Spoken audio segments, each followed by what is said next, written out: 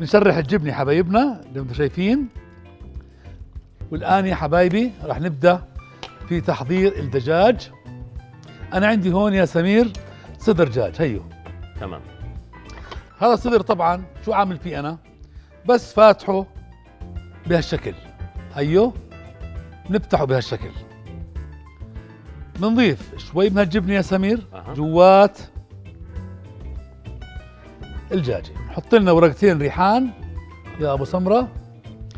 فيش مانع نضيف لنا شوية ملح وشوية من الفلفل الأسود، وبنسكر صدر يا سمير بهالشكل. وبنجيب توث بيكس واحد هيك نكاش اسنان حتى ما تفتحش معنا أثناء عملية الشوي. حطينا زيت وبدنا نعمل هيك عملية شوي لهالدجاج مرتب يا سمير.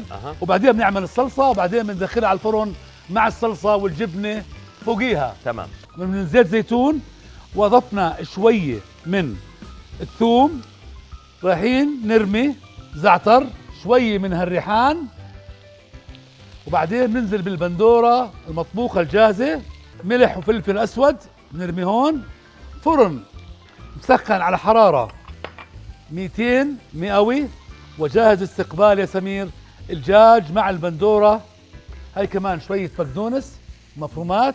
بنجيب هالدجاجات اللي تقريبا 80% سوا، حطهم على صلصة البندورة يا أبو سمرة.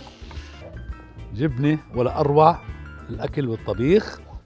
للبيتزا كمان بتشهي. هاي أمورنا صارت جاهزة سمير. فرني مسخن وجاهز. تمام. بسم الله الرحمن الرحيم. راح أضيفه على الفرن 10 دقائق ربع ساعة، حتذوب الجبنة ونزينه يا سمير ونقدمه. إن شاء الله.